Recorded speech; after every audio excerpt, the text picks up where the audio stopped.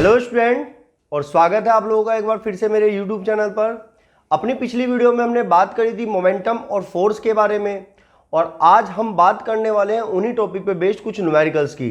तो चलिए स्टूडेंट शुरू करते हैं।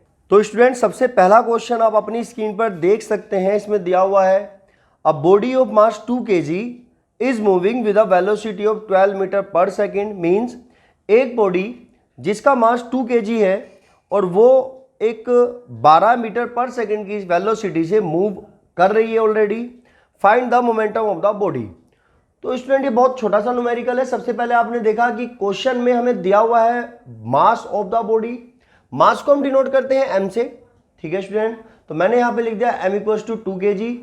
उसके अलावा हमें ये भी दिया हुआ है कि जो बॉडी का वेलोसिटी है वो 12 मीटर पर सेकेंड है। तो इसे चाहे आप u लिखिए v लिखिए, इससे कोई फर्क नहीं पड़ने वाला है यहाँ पे, क्योंकि यहाँ एक ही वेलोसिटी आपको दे रखी है। तो मैंने यहाँ पे लिख लिया u equals to 12 metre per second, और हमें फाइंड करना है मोमेंटम। ठीक है स्टूडेंट। तो मोमेंटम का फॉर्मूला, जैसा कि हमें पता है कि मोमेंटम का फॉर्मूला होता है मास इनटू वेलोसिटी, और मैंने यहाँ वेलोसिटी को u माना हुआ है तो मैं यहाँ पे लिख दूंगा u। अगर आप v मानते तो आपको यहाँ पे v ही पुट करना था। और अब आप देखेंगे कि जब हम इनमें वैल्यू पुट करेंगे तो मास की वैल्यू मेरे पास है 2। और एक चीज़ मैं आपको क्लियर कर दूं स्टूडेंट कि जब आप न्यूमेरिकल्स करते हैं तो सबसे पहली चीज़ होती है कि आप जो वैल्यूज़ आपको इसमें गिवन है वो आप पहले लिख लीजिए। उसके बाद आपको यूनिट्स चेक करनी होती है कि जो चीज़ हमें दे रखी है कहीं उनकी यूनिट्स डिफरेंट तो नहीं है। जैसे अगर वो मास की वैल्यू ग्राम में देता है तो फिर हमें इसे पहले किलोग्राम में चेंज करना था, क्योंकि इस फॉर्मूले में मास किलोग्राम में होना चाहिए और वेलोसिटी जो आपकी होनी चाहिए वो होनी चाहिए मीटर पर सेकंड में। तो अगर किलोमीटर पर आवर में स्पीड दे दे, वेलोसिटी दे दे, तो हमें उसको पहले मीटर पर सेकंड में चेंज करना होगा।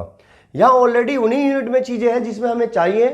तो m की वैल्यू मैंने पुट कर दी 2 इंटू वेलोसिटी की वैल्यू है यहाँ पे 12, और जब आप इसकी वैल्यू की मल्टीप्लाई करेंगे तो 2 की 12 में मल्टीप्लाई करने के बाद जो वैल्यू आएगी वो होगी 24। और बात अगर यूनिट की करें तो ये मैं ऑलरेडी आपको बता चुका हूं कि यहां मास की यूनिट होती है किलोग्राम, वेलोसिटी की यूनिट होती है मीटर पर सेकंड। तो जो मोमेंटम का फाइनली आंसर आएगा उसकी जो यूनिट होगी वो होगी किलोग्राम मीटर पर सेकंड। मतलब अगर कोई 2 किलो की चीज 12 मीटर पर सेकंड की स्पीड से मूव कर रही होगी तो उस टाइम पे उसका जो मोमेंटम होगा that will be 24 kilogram metre per second. और चलते हैं स्टूडेंट एक अपने और नेक्स्ट क्वेश्चन की तरफ। तो स्टूडेंट नेक्स्ट क्वेश्चन हमारा है a body of mass 4 kg undergoes a change in speed from 30 to 40 metre per second. मतलब एक बॉडी थी जिसका मास 4 kg है, वो अपनी स्पीड 30 से 40 चेंज कर लेती है। तो calculate increase in the momentum. तो ये बताइए कि इसके मोमेंटम में क्या चेंजेस होंगे। ठीक है स्टूडेंट, सबसे पहले हमें मास दिया हुआ है, मैंने मास लिख लिया, और यहाँ दो वेलोसिटी दे रखी है कि पहले बॉडी की वेलोसिटी 30 थी, वो बाद में इंक्रीज होकर 40 हो जाती है। तो हमें ये बताना है कि जब उसकी वेलोसिटी 30 थी उस टाइम भी कुछ ना कुछ मोमेंटम रहा होगा। अब चूंकि इसकी वेलोसिटी बढ़ के हो जा रही है 40, तो अब कुछ और मोमेंटम रहेगा। हमें बताना है मोमेंटम में चेंज कितना आएगा। और चेंज स्टूडेंट आप सबको पता है कैसे निकालते हैं। कभी भी हमें चेंज निकालना हो तो पहली वैल्यूज को बाद वाली वैल्यू में से माइनस कर दीजिए, चेंज आ जाएगा। फॉर एग्जाम्पल अगर पहले मेरा मोमेंटम आता है यहाँ पे बॉडी का 30, बाद में आ जाता है 50, तो हमने देखा यहाँ चेंज जो हुआ है वो 20 का हुआ है। कैसे?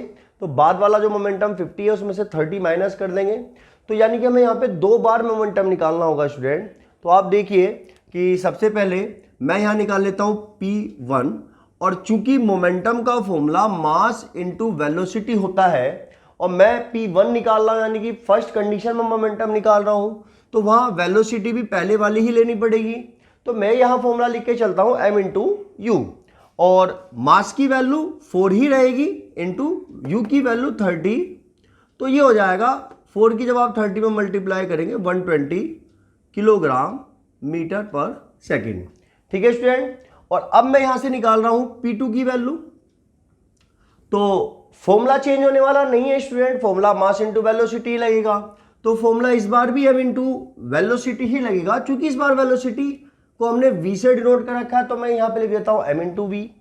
और अब जब आप इसकी वैल्यू निकालेंगे तो ये आ जाने वाला है, मास की वैल्यू सेम वही रहेगी 4 kg इंटू वेलोसिटी की वैल्यू है 40, और जब हम इनकी मल्टीप्लाई करेंगे तो जब आप 40 की फॉर्म में मल्टीप्लाई कर देंगे तो ये आ जाने वाला है 160 किलोग्राम मीटर पर सेकंड, और ये हो गई हमारी P2 की वैल्यू, यानी कि सेकंड कंडीशन में मोमेंटम।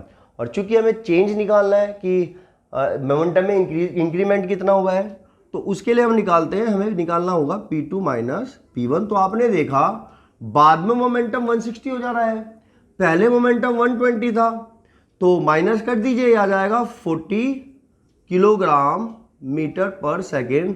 मतलब हम ये कह सकते हैं कि जब ये बॉडी 4 kg की 30 की स्पीड से मूव कर रही थी, और जब बाद में इसने अपनी वेलोसिटी 40 एक्वायर कर ली, इस दौरान इसके मोमेंटम में जो इंक्रीमेंट हुआ है वो इंक्रीमेंट हुआ है 40 किलोग्राम मीटर पर सेकंड का।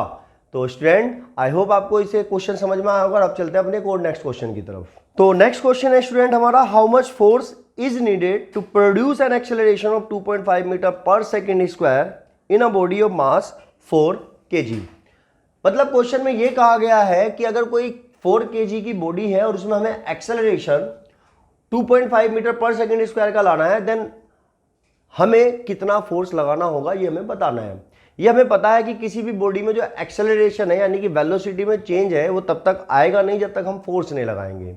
तो यहाँ यही चीज़ हमें बतानी है कि हम कितना फोर्स लगाएं जिससे कि एक 4 किलोग्राम की बॉडी में जो एक्सेलरेशन पकड़े वो कितनी पकड़े, 2.5 मीटर पर सेकेंड स्क्वायर। जिसका मतलब ये हुआ कि वो बॉडी हर एक सेकेंड में अपनी वेलोसिटी 2.5 चेंज करने लगे। इसके लिए हमें कितना फोर्स अप्लाई करना पड़ेगा। तो आपने देखा स्टूडेंट, हमें एक्सेलरेशन की वैल्यू गिवन है, मास की वैल्यू गिवन है, दोनों अपनी स्टैंडर्ड यूनिट में है, यानी कि जिस यूनिट में इन्हें होना चाहिए उसी यूनिट में है। हमें फोर्स निकालना है, और हमने न्यूटन के सेकंड लॉ ऑफ मोशन में एक फॉर्मूला प्रूफ करा था कि F equals to m into a, मतलब force equals to mass into acceleration. तो यहां से हम कह सकते हैं कि फोर्स जो होगा वो निकलेगा m यानी कि 4 इंटू ए यानी कि 2.5। और अब जब आप इनकी वैल्यू मल्टीप्लाई करेंगे तो 2.5 की 4 में मल्टीप्लाई करने पे ये आ जाने वाला है 10। तो यहाँ से फोर्स की वैल्यू आ जाएगी 10 न्यूटन।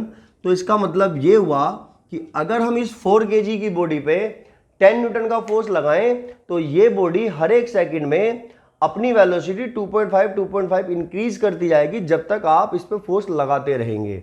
मतलब आपने 2 से 10 सेकंड तक फोर्स लगाए रखा तो ये उस 10 सेकंड में हर एक सेकंड में 2.5 की वेलोसिटी अपनी चेंज करती रहेगी। यही एक्सेलरेशन आना होता है। ठीक है स्टूडेंट, तो अब चलते हैं अपने एक और नेक्स्ट क्वेश्चन की तरफ। तो स्टूडेंट हमारा नेक्स्ट क्वेश्चन है, a force of 40 Newton acts on a mass of 5 kg for 2 second. मतलब एक 5 kg की बॉडी पे हमने 40 न्यूटन का फोर्स 2 सेकंड तक लगाए रखा।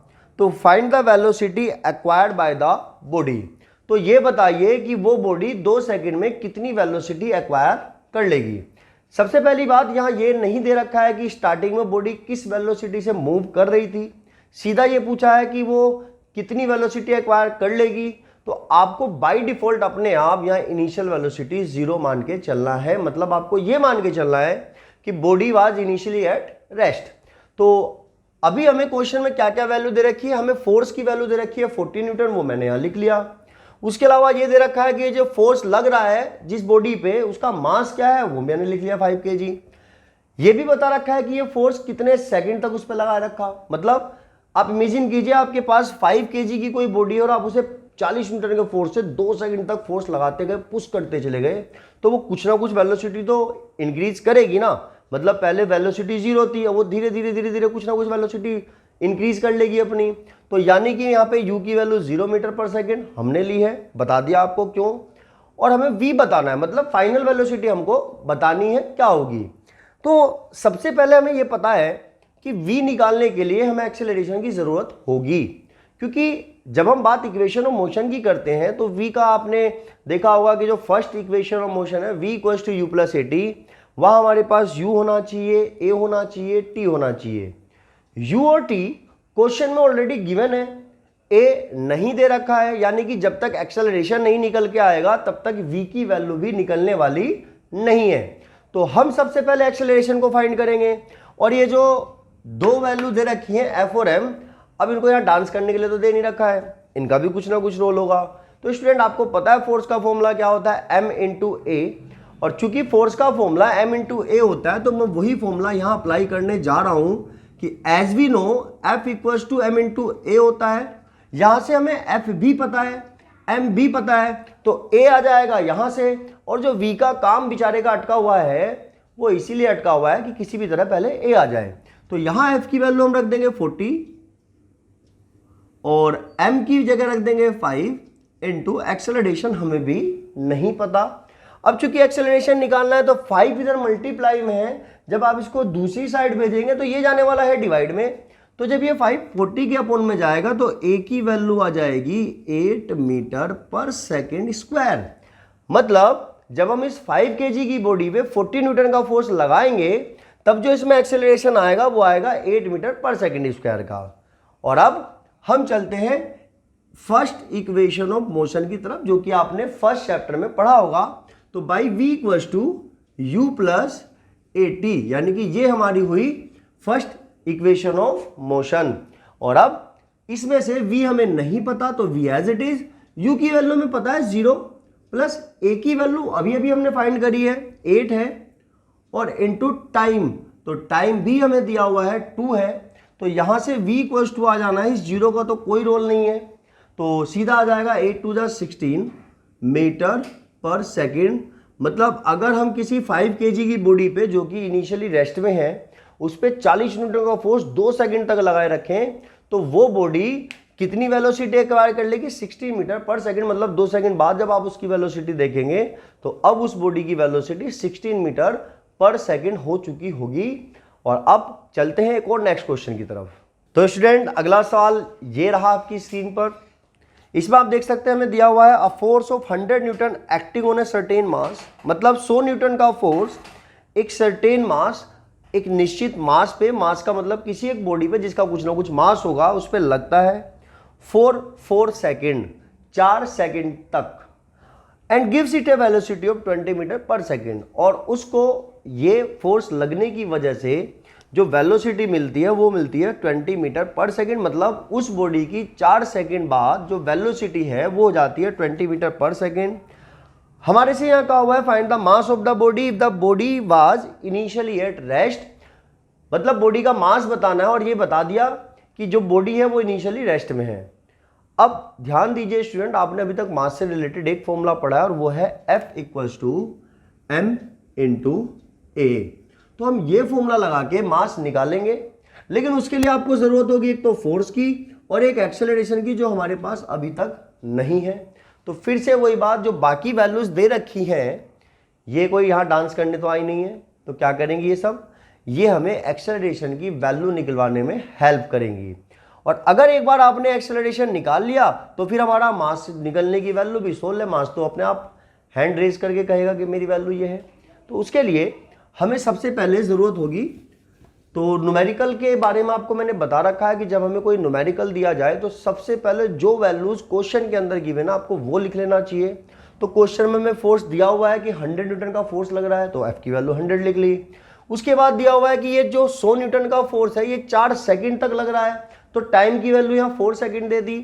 उसके बाद ये भी क्वेश्चन में मेंशन किया हुआ है कि body was initially at rest, body शुरुआत में रेस्ट में थी, और जब कोई बॉडी स्टार्टिंग में रेस्ट में होती है तो उसकी इनिशियल वेलोसिटी को हम 0 लेते हैं, यानी कि u की वैल्यू यहाँ आ जाएगी 0। फिर ये भी कहा हुआ है कि after 4 second it acquires a velocity of 20 metre per second. मतलब 4 सेकेंड बाद इसकी जो वेलोसिटी है वो 20 मीटर पर सेकेंड हो जा रही है। तो ये होगा v की वैल्यू और हमें m फाइनली निकालना है। सबसे पहले हम यहाँ पे निकालेंगे एक्सेलरेशन, और चूंकि आप सबको एक्सेलरेशन का फॉर्मूला पता है कि ये होता है v minus you upon T.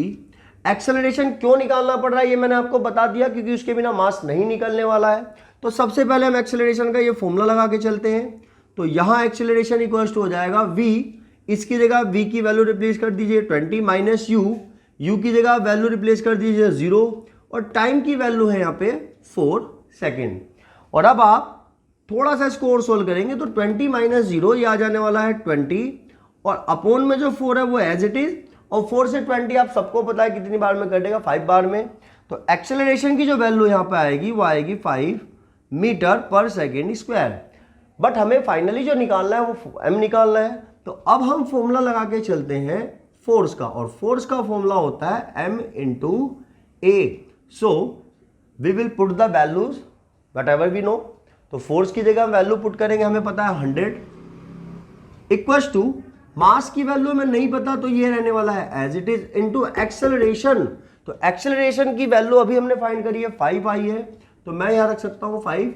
और अब आप मास की वैल्यू निकालने के लिए इस 5 को भेजेंगे दूसरी साइड, और चूंकि ये राइट साइड में मल्टीप्लाई कर रहा है तो लेफ्ट साइड में जाके करेगा डिवाइड।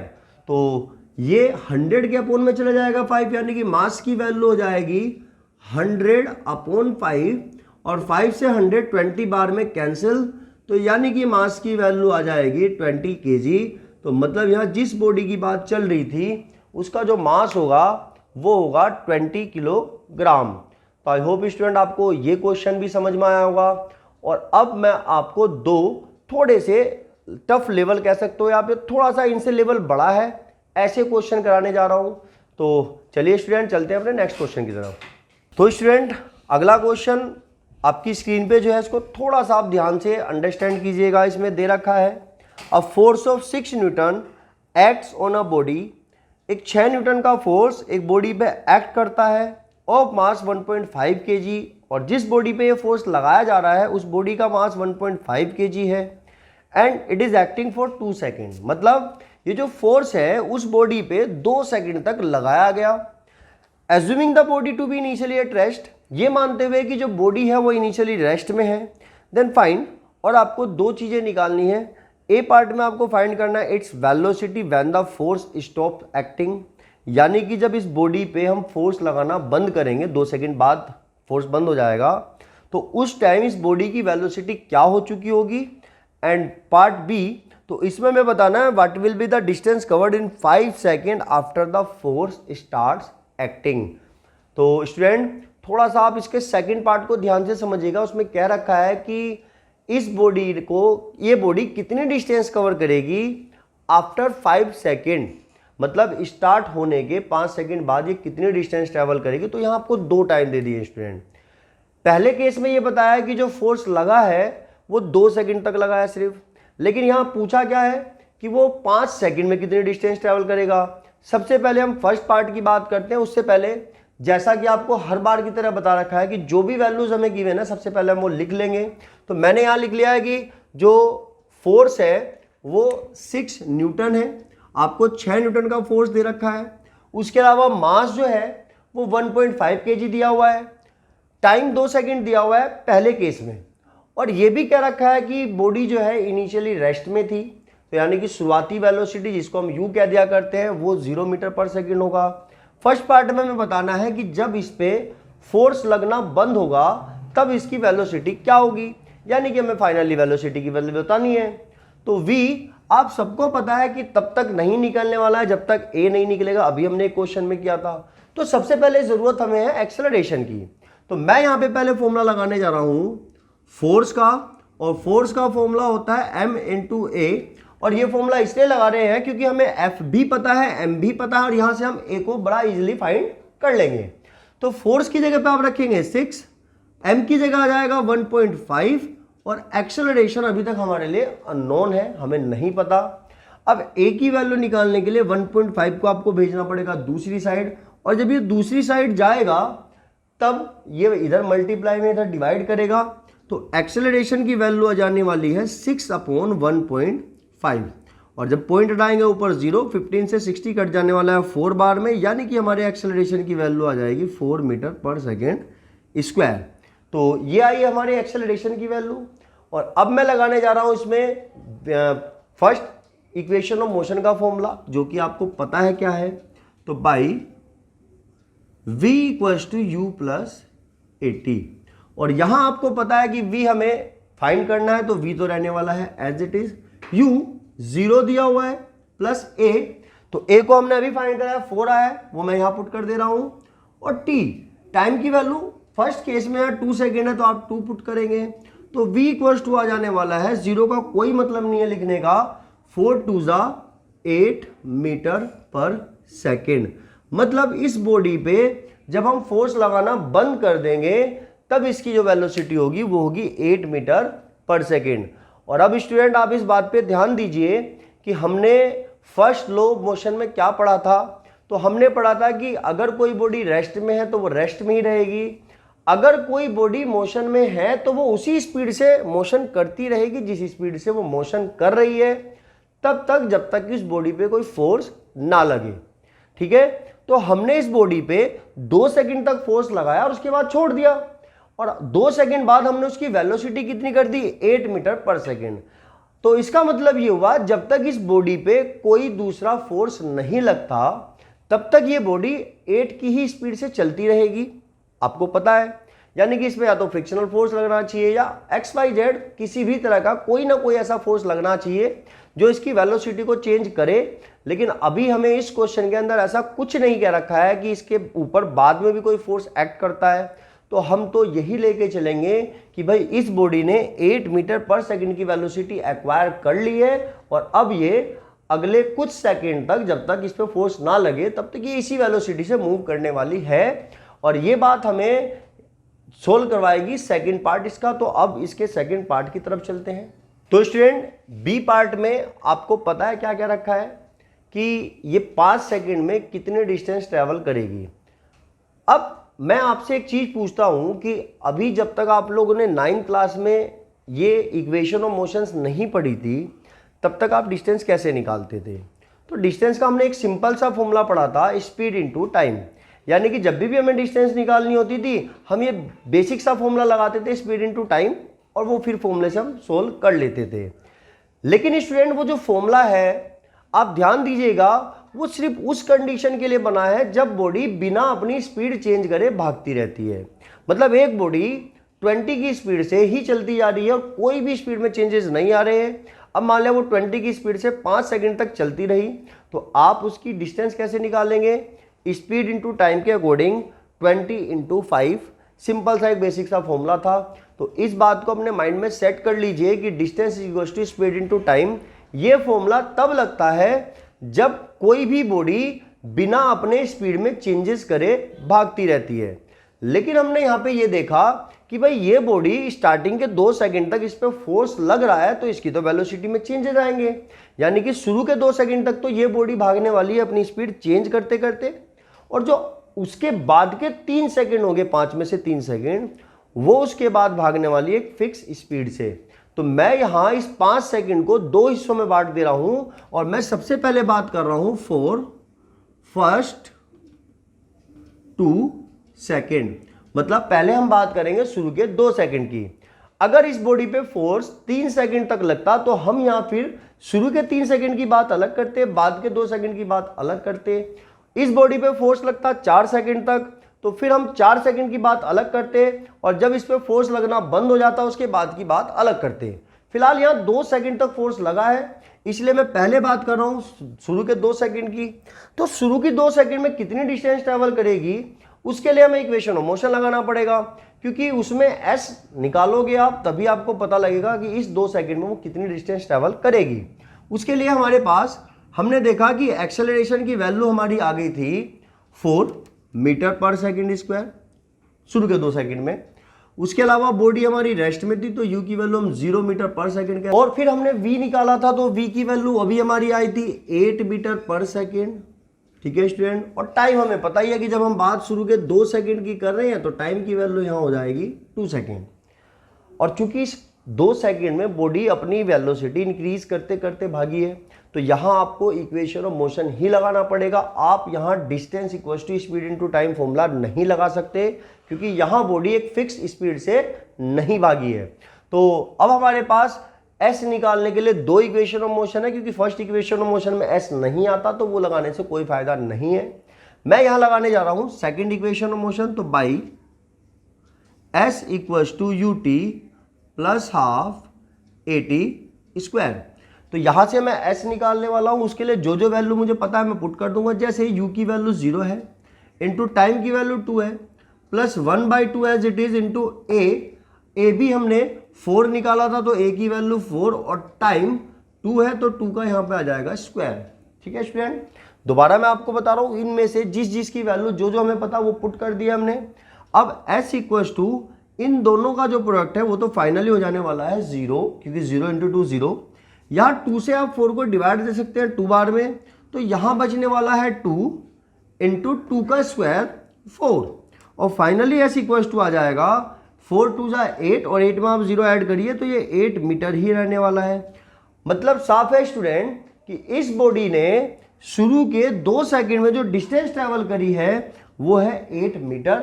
और अब हम बात करते हैं यहां अगले 3 सेकंड की, तो 4 नेक्स्ट 3 सेकंड। ठीक है स्टूडेंट, क्योंकि 5 सेकंड को मैंने पहले ही आपको बताया था 2 टुकड़ों में तोड़ दिया है। हम उस टाइम की बात अलग कर रहे हैं जितने टाइम तक फोर्स लगा है, तब तक इस ये बॉडी एक्सेलरेट होते होते भागेगी, और हम फिर उसके बाद उस टाइम की बात अलग कर रहे हैं जब ये बॉडी एक ही वेलोसिटी एक्वायर कर लेगी और उसी वेलोसिटी से रन करती रहेगी। तो अगले 3 सेकंड तक ये बॉडी अब उस स्पीड से भागने वाली है जो स्पीड इसने एक्वायर कर ली है। तो यहां जो स्पीड एक्वायर करी थी आपको पता है ये करी थी 12 मीटर पर सेकंड। अभी मैंने इसके फर्स्ट पार्ट में आपको बताया था कि 2 सेकंड बाद इस वेलोसिटी की जो इसकी स्पीड जो है वो 8 मीटर पर सेकंड हो जा रही थी। तो यानी कि इस बॉडी ने 8 की स्पीड पकड़ ली थी, और अब अगले 3 सेकंड तक यानी कि टाइम की वैल्यू की अगर बात करें तो ये होने वाला है 3 सेकंड तक ये बॉडी इसी वेलोसिटी से मूव करनी है, क्योंकि इसके बाद इस पर कोई फोर्स नहीं लग रहा है। 2 सेकंड बाद फोर्स लगना बंद हो जाता है। तो अब आप डिस्टेंस का सिंपल सा फॉर्मूला लगा सकते हैं कि since distance is equals to speed into time, तो यहां से आप डिस्टेंस निकालिए, तो यहां से जो डिस्टेंस की वैल्यू आएगी वो आएगी स्पीड यानी कि 8 इंटू टाइम यानी कि 3, तो यह आ जाने वाला है 24 मीटर। तो स्टूडेंट ये साफ है कि ये बॉडी स्टार्टिंग के 2 सेकंड में जाएगी 8 मीटर, अगले 3 सेकंड में जाएगी 24 मीटर, और ओवरऑल अगर डिस्टेंस की बात करें तो it will travel a distance of 8 plus 24, मतलब शुरू के 2 सेकंड में ट्रैवल होने वाली डिस्टेंस, अगले 3 सेकंड में ट्रैवल होने वाली डिस्टेंस, और फाइनली ये बॉडी ओवरऑल 5 सेकंड में जो डिस्टेंस ट्रैवल करेगी वो करेगी 32 मीटर पर सेकंड का।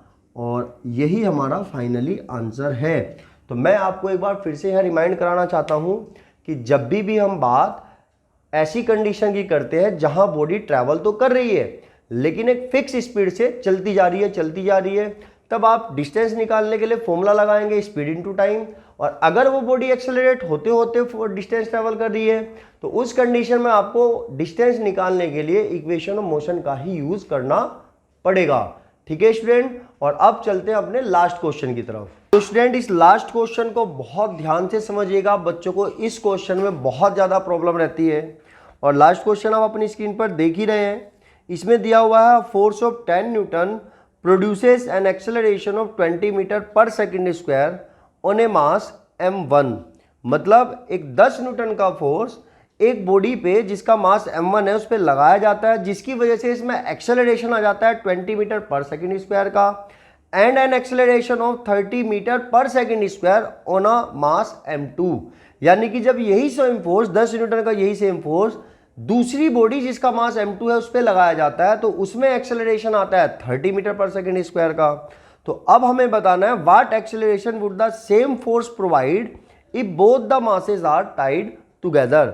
मतलब सेम वही फोर्स अगर इन बॉडी पे तब लगाया जाए जब इन दोनों को एक साथ टाइड कर दिया जाए, बांध दिया जाए, तो इन दोनों बॉडी का जो कंबाइंड मास होगा अब उस पर फोर्स लगने पे कितना एक्सेलरेशन आएगा हमें ये बताना है।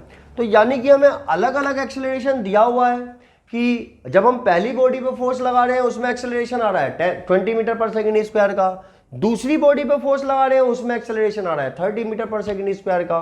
तो मैंने यहाँ पे सबसे पहले यहाँ 2 अलग अलग कंडीशन बना ली है, एक मास m1 की बात करेंगे और दूसरी जगह हम बात करेंगे m2 मास की। अब स्टूडेंट देखिए आप, हमें फाइनली क्या निकालना है। फाइनली हमें ये निकालना है जब दोनों बॉडी को एक साथ बांध दिया जाएगा तब इनका एक्सेलरेशन क्या होगा। तो यानी कि हमें फाइनली एक्सेलरेशन निकालना है तो एक तो हमें फोर्स पता होना चाहिए जो कि हमें पता है, एक हमें मास पता होना चाहिए कि उन दोनों बॉडी का टोटल मास क्या होगा जब हम उन दोनों को एक साथ बांध देंगे। तो उसके लिए हमें पहले दोनों बॉडी का अलग अलग मास निकालना होगा और उसके मास को ऐड कर देंगे, वो हो जाएगा हमारा टोटल मास। तो जैसा कि आप सबको पता है कि फोर्स का फॉर्मूला होता है m इंटू ए, तो यहां से मैं निकाल सकता हूं फोर्स की वैल्यू 10 m1 हो जाएगा यहाँ पे, क्योंकि हम बात m1 की कर रहे हैं। ये मैंने पहले आपको लिख दिया कि इन केस ऑफ m, यानी कि मास m1 की पहले हम बात करेंगे, तो यहाँ 10 न्यूटन का फोर्स लग रहा है और इसमें एक्सेलरेशन आ जा रहा है 20 मीटर पर सेकेंड स्क्वायर का।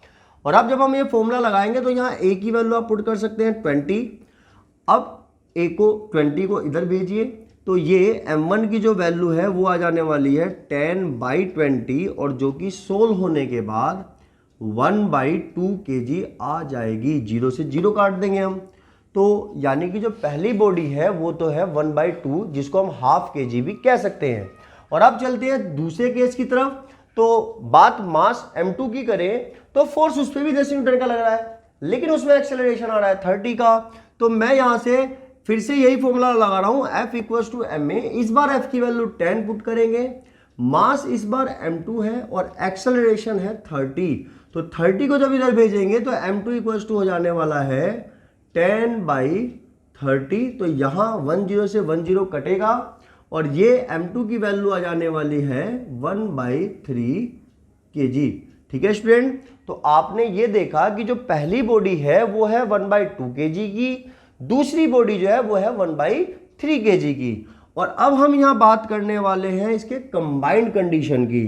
तो यहां हम बात करने वाले हैं इन केस ऑफ कॉम्बिनेशन, यानी कि जब हम इन दोनों को एक साथ बांध देंगे तब क्या होगा।